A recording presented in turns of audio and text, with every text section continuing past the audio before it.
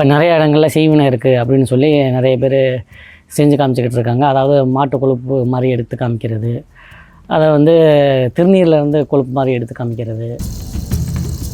மாட்டு கொழுப்புல செய்வினை அப்படின்ற மாதிரிலாம் எதுவுமே கிடையாது. நீங்களே இதை அவங்களுக்கு செஞ்சு காமிச்சிக்கலாம். பொடி கலந்ததெல்லாம் பார்த்தீங்கன்னா எடுக்கும்போதே தெரியும் உங்களுக்கு வந்து பார்த்திங்கன்னா இந்த மாதிரி கட்டியாக வரும். டெய்லி பால்லையோ இல்லை வாழைப்பழத்துலையோ வச்சு சாப்பிட்டுட்டு வந்தால் அவங்களுக்கு வந்து பார்த்திங்கன்னா ஆண்மை அதிகமாகும். சும்மா ஒரு சொட்டு விந்து போனால் கூட அவங்களுக்கு குழந்தை பாக்கியம் உண்டாயிடும். கொல்லிமலையில் ஒரு சாமியாரை பார்க்க போனேன். சும்மா 2 கைப்பிடி மண் அள்ளிட்டு வர சொன்னார். மணல் கட்டியானதுனால நீ பிரிஞ்சு போனால் காதலையும் உங்கள்கிட்ட சீக்கிரம் வந்துடுவாங்க, மணல் தண்ணியாக போச்சுன்னா அது வரமாட்டாங்க அப்படின்னு சொல்லி ஏமாற்றி ஒரு 40,000 வாங்கியிருக்காப்புல. இப்போ நரம்பு சம்மந்தமாக அப்படின்னா நோய்கள் வர்றதுக்கு என்ன காரணம் அப்படின்னு பார்த்திங்கன்னா வந்து பிரேத உணர்வு, ஆத்ம உணர்வு, அதை பிரேத சாபங்கள். வீடு கட்டுறதுக்கு நல்ல இடம் பார்த்து சொல்லுங்கள் அப்படின்னு சொல்லி. நல்ல இடமா எல்லாமே நல்ல இடம் தான். இந்த உலகத்தில் பூமியில் இறைவன் படைத்தது பார்த்திங்கன்னா எல்லாமே நல்ல இடம் தான். ஆனால் எந்த இடத்துல மட்டும் நம்ம வீடு கட்டக்கூடாது அப்படின்னு பார்த்திங்கன்னா.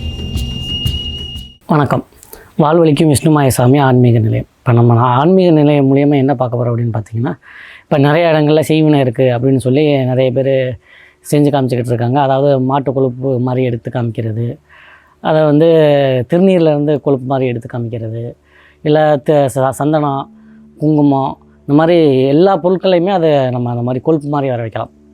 சில பேர் அது வந்து குட்டிச்சாத்தன் சக்தி, என்கிட்ட குட்டிச்சாத்தன் இருக்குது, குட்டிச்சாத்தனை வச்சு இங்கே பாருங்கள் வெறும் குங்குமத்தை போகிறேன், அதில் வந்து மாட்டு கொழுப்பு வருது அப்படின்னு சொல்லி அந்த மாதிரிலாம் சொல்லி நிறையா பொதுமக்களை ஏமாற்றி அது மூலயமா நிறையா பணம் பறிச்சுக்கிட்டு இருக்காங்க. அதெல்லாம் பொதுமக்களை யாரும் நம்ப வேணாம். அதெல்லாம் எப்படி பண்ணுறாங்க, அதுக்கு என்ன மூலிகை சேர்க்குறாங்க அப்படிங்கிறத நான் உங்களுக்கு இப்போ வெட்ட வெளிச்சமாக நான் எல்லாத்தையுமே சொல்லி காமிக்க போகிறேன். அதாவது இந்த முறையில் வந்து நிறைய சித்தர்கள் இப்போ அகத்தியர்லேருந்து, போகர்லேருந்து, கோரக்கர்லேருந்து எல்லாருமே வந்து இந்த முறையை தங்களுடைய பாடல்களில் எழுதியிருக்காங்க. அதையும் சில பேர் படித்து பார்த்து அதில் உள்ள முறைகளையும் இது பண்ணி அதை நல்லதுக்கு பயன்படுத்துகிறாங்க. அது ஒரு ஜால வித்தைனா இப்போ தண்ணீரில் கலந்த மஞ்சளை எப்படி தனியாக பிரித்து எடுக்கணும், தண்ணீரில் கலந்த குங்குமத்தை எப்படி தனியாக பிரித்து எடுக்கணும், தண்ணீரில் கலந்த திருநீரை எப்படி தனியாக பிரித்து எடுக்கணும் அப்படிங்கிறதுக்காக அந்த பொடியை யூஸ் பண்ணி அதை பிரித்து எடுக்கிறதுக்காக தண்ணியையும் ஒன்றா கலந்த குங்குமத்தையும் திருநீரை இதெல்லாம் பிரித்து எடுக்கிறதுக்காக பயன்படுத்திய ஒரு வித்தை.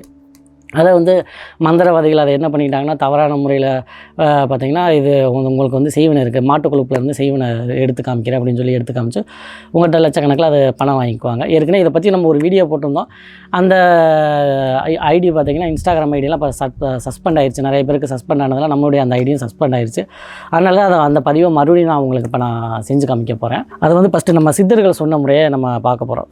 சித்தர்கள் அது 2 விதமாக. ஒன்று, சித்தர்கள் எல்லாமே நன்மைக்காக தான் சொல்லுவாங்க. ஒன்று வந்து இப்போ நிறைய பேருக்கு ஆண்மை இல்லாமல் இருக்கும், குழந்தை பாக்கி அதனால் தள்ளி போய்கிட்டே இருக்கும். என்ன காரணம் அப்படின்னு பார்த்திங்கன்னா உடல் உஷ்ணத்தினால அந்த விந்தானது நீர்த்து போகும். நீர்த்து போச்சுன்னா அவங்களுக்கு வந்து டக்குன்னு வந்து கரு பிடிக்காது, கரு தங்காது. அது அப்படிங்கிறதுக்காக விந்தை வந்து கெட்டிப்படுத்தணும் அப்படிங்கிறதுக்காகவே முத அந்த பொடியை பயன்படுத்துனாங்க. இந்த மாதிரி கொஞ்சம் மண் அள்ளிக்கங்க. யார் வேணாலும் இதை சின்ன குழந்தைகள்லேருந்து பெரியவங்க வரையும் செஞ்சு காமிக்கலாம். இந்த மாதிரி மண் கொஞ்சம் அள்ளிக்கங்க. அந்த மண்ணில் என்ன பண்ணணும்னா இதுதான் அந்த பொடி.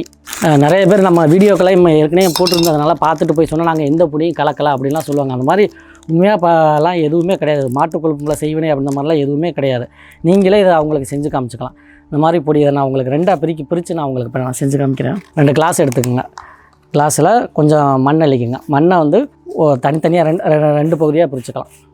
ஒன்றில் வந்து பொடி கலந்த மண், இன்னொன்று வந்து பொடி கலக்காத மண். நல்லா பார்த்துங்க, 2 பகுதியாக பிரிச்சுக்கிட்டாச்சு.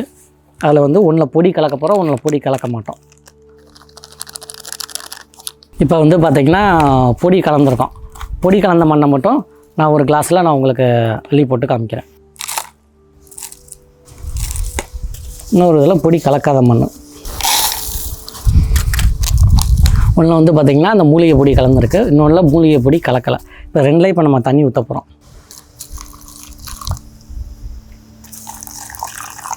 இதுதான் முதல் சித்தர்கள் பயன்படுத்தி எல்லாருக்கும் செஞ்சு காமிச்சது. ஒன்றில் வந்து நம்ம பொடி கலந்ததில் தண்ணி ஊற்றிருக்கோம், இன்னொன்று பொடி கலக்காததில் இது நம்ம தண்ணி ஊற்றிருக்கோம். 2ஐயும் இப்போ நல்லா கலக்கிக்கணும். ஒரு குச்சி இருந்துச்சுன்னா கூட எடுத்து நீங்கள் எப்படி கலக்கலாம்.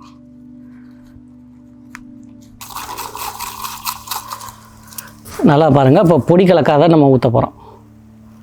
அது வெறும் மண் தண்ணி இப்படி தான் வரும். இது வந்து பொடி கலக்காத மண்ணும் தண்ணீரும் இப்படி தான். ஆண்களுக்கு வந்து ஹீட்டுனால இந்திரியம் இப்படி தனியாக போகும் அப்படின்னா அவங்களுக்கு குழந்தை பாக்கியம் அவ்வளோ சீக்கிரம் கிடைக்காது அப்படிங்கிறதுக்காக சித்தர்கள் இந்த மாதிரி செஞ்சு காமிச்சிருப்பாங்க. அதை வந்து இதே பொடி கலந்ததுன்னா இந்த மாதிரி பொடி கலந்ததெல்லாம் பார்த்திங்கன்னா எடுக்கும்போதே தெரியும் உங்களுக்கு வந்து பார்த்திங்கன்னா இந்த மாதிரி கட்டியாக வரும்.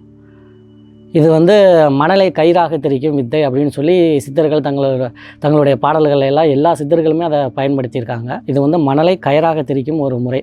இது எதுக்காக அப்படி சொல்லுவாங்க அப்படின்னு பார்த்திங்கன்னா, ஒரு மனிதனுடைய ஒரு எப்பேற்பட்ட மனிதனாக இருந்தாலும் ஒரு 90 வயது கிழவனாக இருந்தால் கூட இந்த பொடியை கலந்து டெய்லி பால்லையோ இல்லை வாழைப்பழத்துலையோ வச்சு சாப்பிட்டுட்டு வந்தால் அவங்களுக்கு வந்து பார்த்திங்கன்னா ஆண்மை அதிகமாகும்.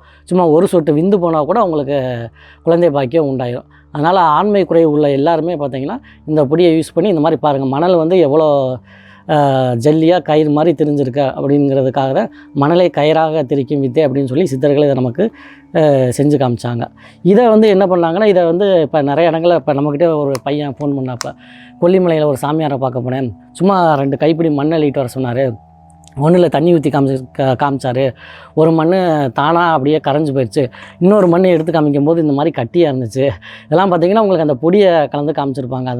அதாவது அவர் என்ன சொன்னாராம், மணல் கட்டியானதுனால நீ பிரிஞ்சு போன காதலையும் உங்கள்கிட்ட சீக்கிரம் வந்துடுவாங்க, மணல் தண்ணியாக போச்சுன்னா அது வரமாட்டாங்க அப்படின்னு சொல்லி ஏமாற்றி ஒரு 40,000 வாங்கியிருக்காப்புல. நான் பண்ண பூஜைனால் பாரு, நீங்கள் தான் போய் மண் அள்ளிட்டு வந்த, இந்த மாதிரி மண் வந்து கட்டியாயிருச்சு அப்படின்னு சொல்லி காமிச்சு அந்த மாதிரி ஏமாற்றிருக்காங்க. இது வந்து மணலை வச்சு பண்ணுற ஒரு வித்தை, மணலை கயிறாக திரிக்கும் வித்தை.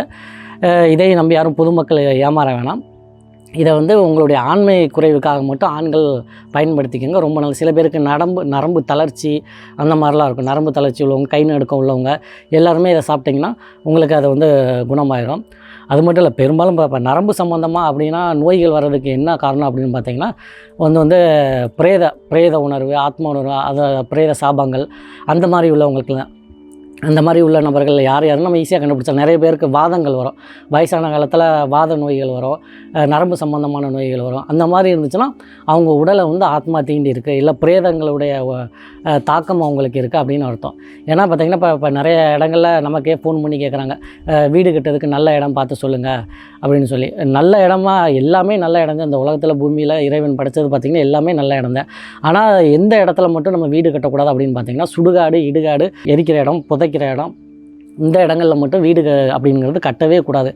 இப்போ இருக்க கார்ப்பரேட் உலகத்தில் பார்த்திங்கன்னா எல்லாம் டவுனு அப்படிங்கிறதுனால சுடுகாட்டிலே மூடி மறைச்சிட்டு அந்த இடத்துல ஃப்ளாட்டை போட்டு உங்களுக்கு விற்றுறாங்க. அதை தெரியாமல் நீங்கள் வாங்கிட்டு அந்த இடத்துல குடி போனீங்கன்னா நீங்கள் எங்கே போய் எங்கே சாமி பார்த்தாலும் எப்பேற்பட்ட பேயாக இருந்தாலும் நான் விரட்டிடுவேன், உன்னை நல்லா வாழ வைக்கிறேன் அப்படின்னு தான் சொல்லும். ஆனால் அதுக்கு யாராக இருந்தாலும், இப்போ நானாக இருந்தாலுமே அந்த இடத்துல போய் உட்காந்து ஒரு 10 வருஷம் 5 வருஷம் குடியிருந்தேன்னா கண்டிப்பாக அந்த தாக்கம் எனக்கு வர செய்யும். கடவுளே பூமிக்கு வந்திருந்தாலும் எல்லாருமே பார்த்திங்கன்னா பஞ்சபூதங்களுக்கு கட்டுப்பட்டவங்க தான். இந்த உடம்பு முதற்கொண்டு எல்லாமே பார்த்திங்கன்னா பஞ்சபூதங்களுக்கு கட்டுப்பட்டது. அதனால் பார்த்திங்கன்னா யாரும் தயவு செய்து பொதுமக்கள் யாரும் நல்லா ஒரு இடம் வாங்குறதுக்கு முன்னாடி அந்த இடத்துல இதுக்கு முன்னாடி சுடுகாடு இருந்திருக்கா, புதைக்கிற இடம் இருந்தால், எரிக்கிற இடம் இருந்துச்சு, அந்த மாதிரி இருந்துச்சுன்னா அந்த இடத்துல வீடு கட்டி போக வேணாம். ஏன்னா அந்த மாதிரி இருந்துச்சுன்னா இப்போ ஒரு சித்தர்களே அந்த இடத்துல போச்சிருந்தா கூட அதுக்கு உங்களுக்கு இந்த மாதிரி பாதிப்பு ஏற்படும். ஏன்னா பிரேதம் அப்படிங்கிறது வேறு.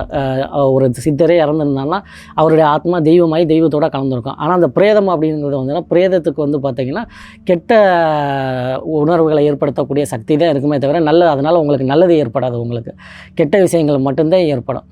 அதனால் இப்போ ஒரு வீட்டில் மண்ணில் உங்களுக்கு புதுசாக வீடு கட்ட போகிறீங்கன்னா ஒரு 5 அடிக்காவது நீங்கள் தோண்டி அந்த இடத்துல இப்போ நாய் செத்துருந்தா கூட, சில பேர் ஆட்டுக்குட்டி, மாடு, செல்லமாக வளர்த்தது இதெல்லாம் புதைப்பாங்க. அதெல்லாம் புதைக்கவே கூடாது. உங்கள் வீட்டுக்குள்ளே எந்த எலும்பு இருந்தாலும் தோண்டி எடுத்துக்கொண்டே போட்டுருங்க.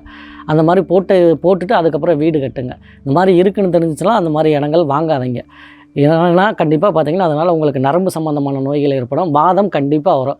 அந்த மாதிரி வீட்டில் உள்ளவங்களுக்கு சின்னவங்களாக இருந்தாலும் பெரியவங்களாக இருந்தாலும் சரிமே எல்லாருக்குமே பார்த்திங்கன்னா இந்த பிரச்சனை இருக்கும். அதை வச்சு நம்ம ஈஸியாக இது பண்ணிக்கலாம். அதை சரி பண்ண முடியாது. நீங்கள் அந்த இடத்த விட்டு காலி பண்ணி வேறு இடத்துக்கு போனால் தான் அது சரியாகும். இல்லாட்டினா எப்பேற்பட்ட சாமியாக இருந்தாலும் அங்கே வந்து உங்களுக்கு உட்காந்து சாமியே சிவனே கொண்டு வந்து நீங்கள் அந்த இடத்துல வச்சாலும் வந்து பார்த்திங்கன்னா உங்களுக்கு கீழே பிரேதம் புதைச்ச இடமா இருந்துச்சுன்னா கண்டிப்பாக உங்களுக்கு அந்த பாதிப்பு இருக்கும். அதை சரி பண்ண முடியாது. அதை மட்டும் பொதுமக்கள் பார்த்து சரியான முறையில் வீடு வாங்கி பயனடைஞ்சுக்கோங்க. நன்றி, வணக்கம்.